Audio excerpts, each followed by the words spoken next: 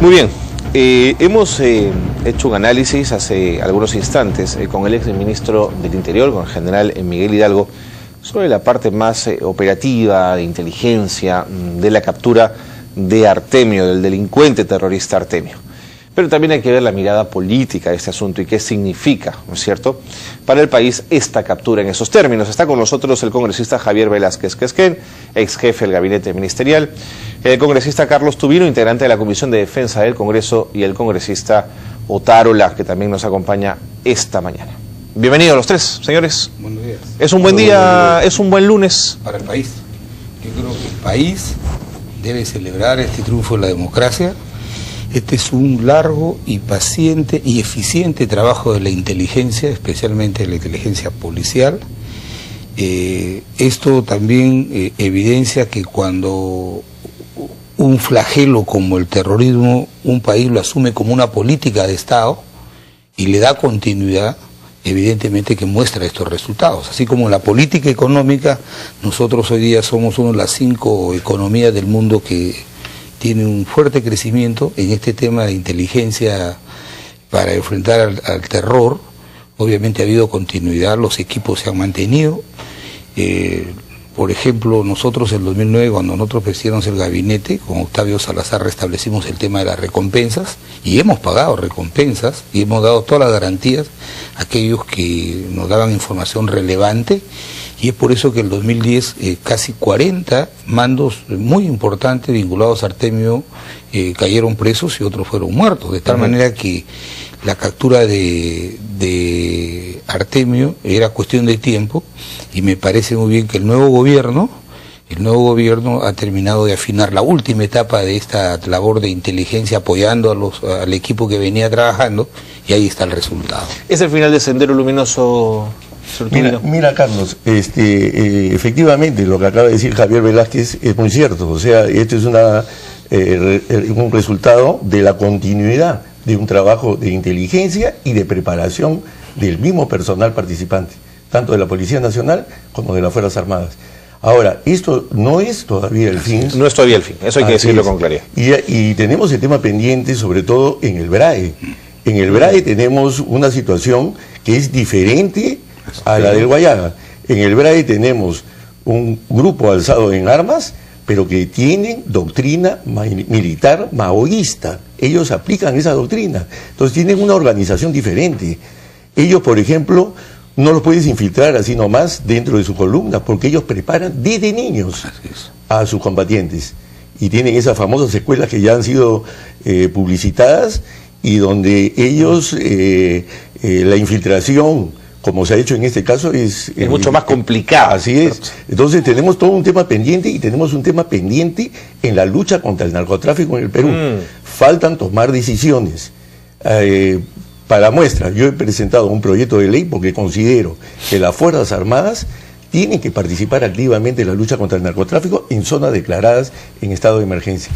Ese proyecto de ley es muy importante, porque no es que las Fuerzas Armadas van a reemplazar a la Policía Nacional en su rol constitucional y que le corresponde ser lo que lleven la lucha contra el narcotráfico. Es las Fuerzas Armadas que contribuirían activamente en esta lucha. ¿El trabajo de inteligencia de la policía sería algo a rescatar? ¿La policía y su trabajo combinado con las Fuerzas Armadas, con Congresista Otárola, o usted destacaría algo en particular? Sí, hay que rescatar varias cosas. Primero, se unificó servicios de inteligencia que estaban desarticulados. Cada uno trabajaba por su lado, incluso duplicaba información, duplicaba informantes. Se les ha unificado y ahí están los frutos. El otro tema que hay que rescatar es la voluntad política que expresó el presidente de la República y el pleno respeto a los derechos humanos, aún de quienes no saben respetarlo, como es el caso de Artemio. La democracia, y se ha demostrado con esto, puede combatir la subversión respetando los derechos humanos. Y un tema fundamental es que la guerra no solo es militar. Imagínense en zonas en las que no había un docente para enseñar a un alumno, en las que si alguien se enfermaba no tenía un médico, tenía que acudir a un curandero, en los que si a alguien le asaltaban tenía que hacer justicia por sus propias manos porque no llegaba la policía.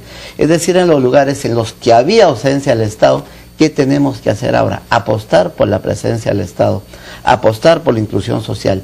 La lucha militar es importantísima, es fundamental, pero si no va aparejada y una agresiva política de presencia de Estado, de no darle la espalda a quienes han estado abandonados y olvidados por décadas y por centurias, va a ser poco lo que se avance. Por eso también creo que el gobierno ha entendido eso y tenga plena certeza que paralelamente a los éxitos militares y policiales van a haber éxitos en los temas de inclusión social, tanto en el Guayaga cuanto en el BRAE, reconociendo las diferencias, como bien lo dijo. Carlos, sí, hay algo muy importante de lo que acaba de decir Freddy, y creo que en el BRAE tiene que seguir la política de continuidad. Nosotros, ¿qué hemos hecho en el gobierno pasado en el BRAE? Nosotros entendimos de que la estrategia de garitas fijas, por ejemplo, nos había permitido algunas, nos había afectado porque nos habían insuflado algunas bajas. Cambiamos la estrategia, hicimos una estrategia de adecuación permanente, pero le dimos mucho énfasis al tema social. Por ejemplo, ¿qué obra es importantísima en esa zona? La carretera Quinoa-San Francisco. ¿Ya? Eso ya está presupuestado, ya está, creo, ya se ha entregado antes de dejar el gobierno y es una obra fundamental. De ahí la electrificación también de 183 poblados en Quinoa-San Francisco, pero además, como nosotros... Pero no solo es infraestructura, no, te explico. Es presencia del La Estado, presencia ¿no? del Estado será, esa es una presencia en infraestructura, pero también en el tema de educación. Así es. ¿Qué podemos medir, por ejemplo, de que había mucha deserción escolar en los alumnos del tercero, cuarto y quinto de secundaria? Ajá. Eso suponía de que estos eran absorbidos, captados por estas hordas combinadas de narcotraficantes con el terrorismo. Entonces nosotros a través del Ministerio de Educación creamos un programa adicional al de la presencia de Juntos en BRAE, y por ejemplo hemos estado entregando a los alumnos que terminan el tercio superior, que terminan una bonificación en dineraria, y adicionalmente a los que terminaban en el tercio superior con calificaciones se le daba esa misma bonificación doblada. Entonces, si esto no es suficiente, pero hay que reforzar estas políticas de presencia social. Es cierto lo que dice Freddy, podemos nosotros, por ejemplo, aquí ha habido una victoria policial militar, pero nosotros tenemos que hacer que aquellos pobladores que creen que la única posibilidad es la coca, o proteger a los delincuentes de la coca, es la única actividad. Pero mire la paradoja, esto ocurre en el marco de uno de los gobiernos regionales más exitosos, donde los trabajos de cultivos alternativos han sido los más exitosos. Claro, la zona de Tocache es una zona cacaotera de exportación espectacular. El plan San Martín es un plan exitosísimo, exitoso, pero como todo flagelo delictivo, los delincuentes se repliegan, pero se aplica esto lo que se llama el efecto globo, como cuando se aplicó el Plan Colombia, mucha de esa gente se vino a Guayaga, y mucha de esta gente se reacomoda en zonas más inhóspitas como del BRAE. Claro. Entonces tiene que ser como lo ha dicho Carlos Tubino, que es especialista en dos temas, tiene que haber no solamente una estrategia policial militar. Yo creo que este resultado exitoso muestra que la inteligencia policial, especialmente, y en el BRAE que está el ejército, yo creo que nos da la garantía de que solamente es cuestión de tiempo, de darle todo el apoyo para que podamos en el más corto plazo poder reducir. Que este sendero es un brazo armado del narcotráfico, que es el enemigo principal probablemente aquí, o me equivoco. Sí, mira Carlos, en el BRAE, como en las zonas declaradas en el estado de emergencia en el Guayaga, son 4 líneas de acción estratégica que estamos aplicando. Y eso se viene haciendo desde hace ya unos años atrás. Y ahora se continúa con ese camino y me parece excelente. Entonces, las Fuerzas Armadas y la Policía Nacional por un lado no van a pacificar el BRAE, ni en este caso el Guayaga, sino son parte de este tema. La otra acá está la línea. Y acá está la línea que ha estado explicando Javier Velázquez. ¿No? El apoyo socioeconómico. Tarola, que es el apoyo socioeconómico, que es de todos los estamentos del Estado. Y luego la lucha política e ideológica. Y también la lucha contra la tal ilegal. Pero yo no me cansaré de repetir qué les corresponde a las Fuerzas Armadas y a la Policía Nacional. Y para entenderlo fácilmente, tenemos que entender lo siguiente. Este es un vehículo, yo le llamo el vehículo de la pacificación. Este vehículo, para que camine, tiene que tener 4 llantas bien infladas como todo vehículo. Es decir, 4 tipos de operaciones tenemos que hacer, no una sola. ayer hemos tenido el éxito en uno de este tipo de ¿Cuál de las operaciones? Operaciones puntuales. Es una de las llantas. Es una de las llantas. Ya, la otra. Esto lo hemos estado reforzando. Luego tenemos operaciones de control territorial. Ya. Son las, por ejemplo, en el BRAE, 28 bases contraterroristas que tenemos desplegadas en la zona con personal del ejército, pero que tienen que estar bien dotadas. Sí, claro. Tienen que Pertrechos, tener, alimentos, así es, equipos, para tecnología. para que el mismo personal de esas bases pueda patrullar su área de influencia. Luego tenemos las operaciones contra el narcotráfico. Entonces, esta llanta yo considero que está desinflada y que tenemos que potenciarla. Eso por un lado. ¿Es el punto más débil de este auto, considero que este sí, modelo? Sí. Considero que es el más débil. ¿Por qué? Porque el desafío es muy grande.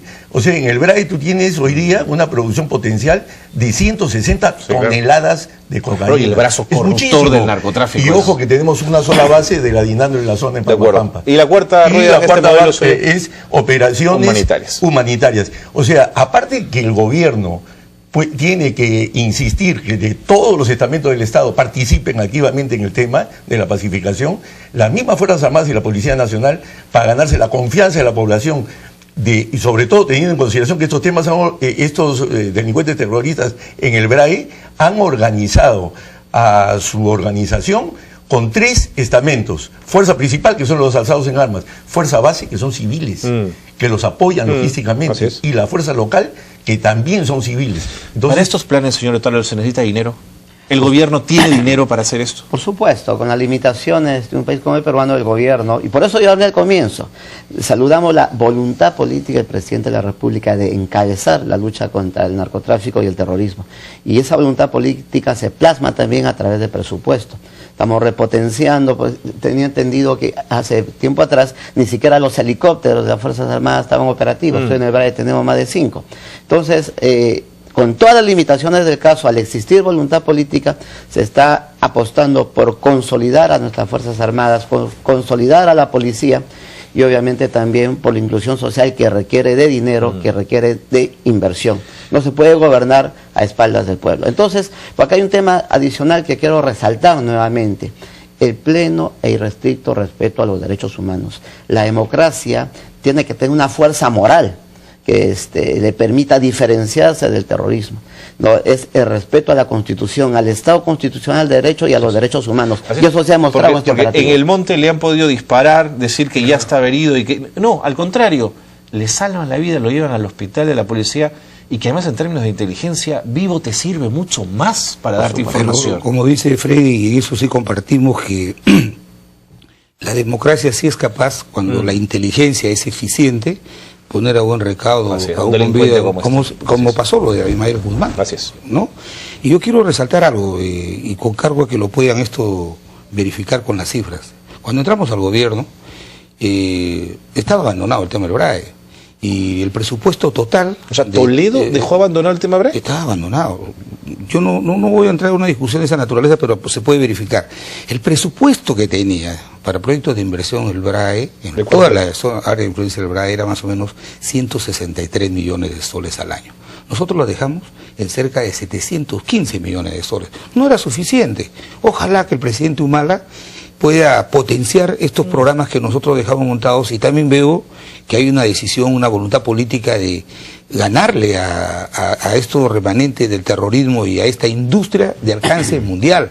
El narcotráfico no es un grupo de 4 o 5 sujetos, es una industria de alta potencia, y tienes que enfrentarla en ese sentido. Y yo sí creo que lo que más genera zozobra en el país es el terrorismo. Entonces, ¿cuál será la estrategia? ¿Enfrentar a los dos simultáneamente? ¿Tenemos los recursos? ¿Tenemos los equipos? ¿Todo? ¿O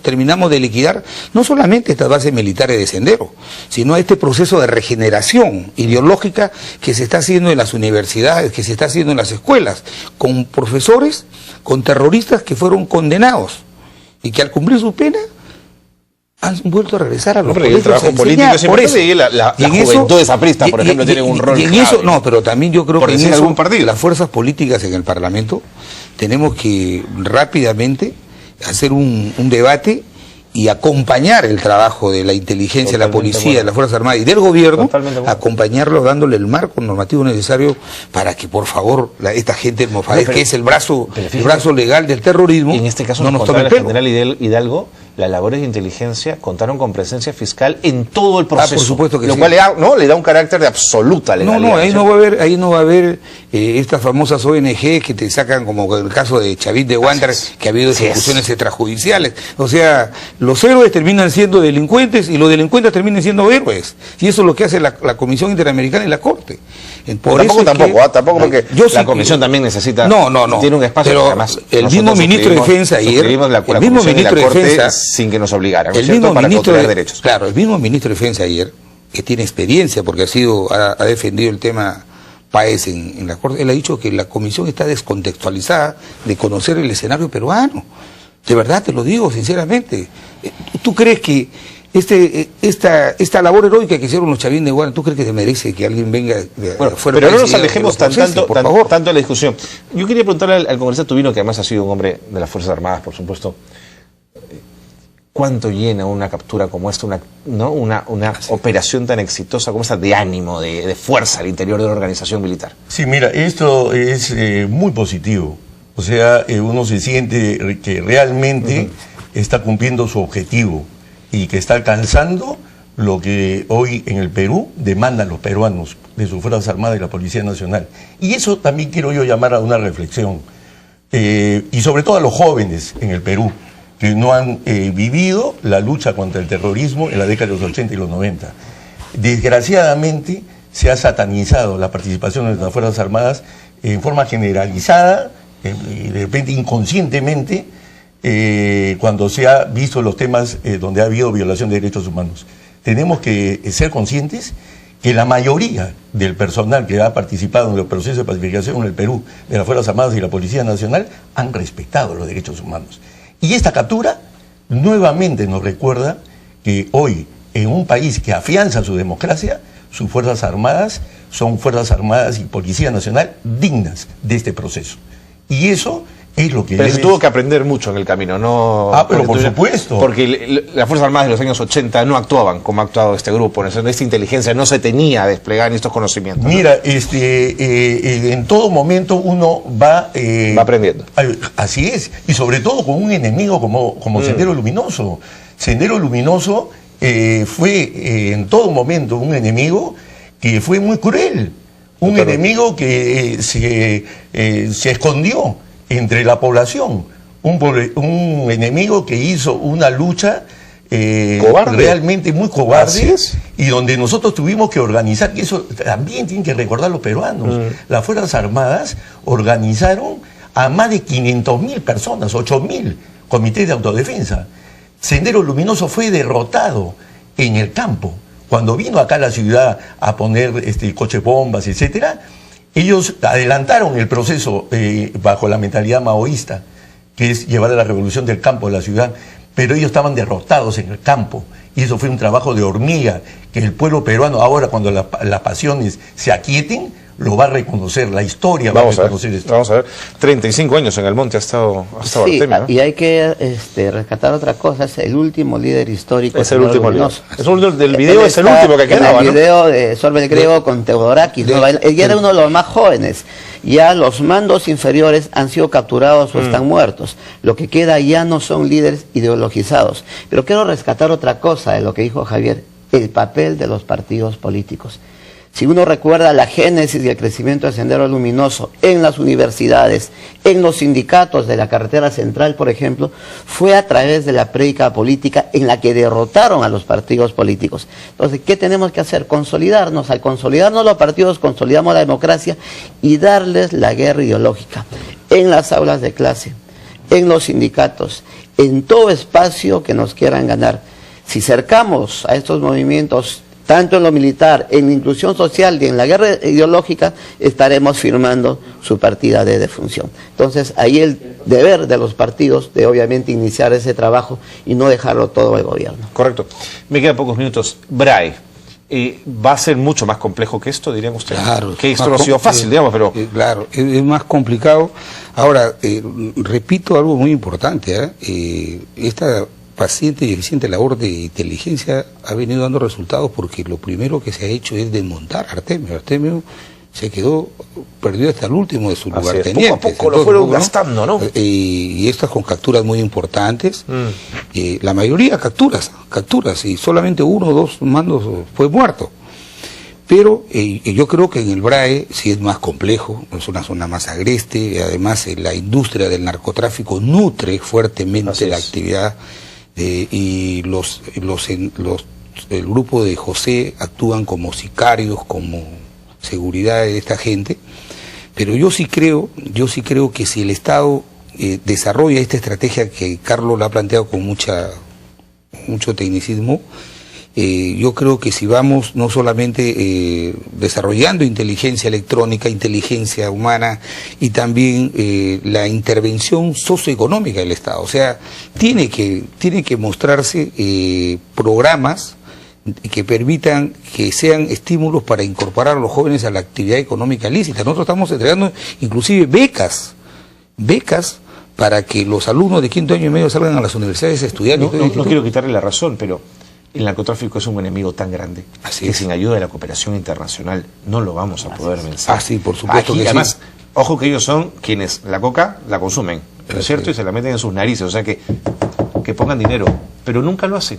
Claro, es que ahora como dicen que la industria del narcotráfico está redireccionando su producción hacia Europa, algunos otros países comienzan a disminuir la ayuda. Pero yo sí creo que hay decisión política, ha habido decisión política desde aproximadamente el 2005, 2006. Uno de los primeros discursos de Humala, perdóname, ahora que lo estoy recordando, es que me olvide, en Estados Unidos, en Naciones Unidas, fue decirle al mundo, oigan ustedes, jueguensela también por el tema del narcotráfico. Y te digo una cosa, y Carlos lo puede corroborar porque él conoce, ha habido mucha capacitación a los equipos de inteligencia, porque el 2001, 2002 por ahí se desmontó totalmente la inteligencia peruana, entonces se ha reconstruido, se ha traído gente muy especializada en inteligencia durante los 5 años pasados, y estos son los resultados.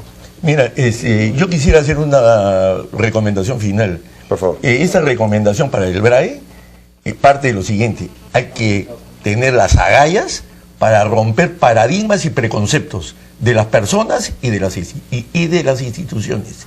¿Qué significa esto?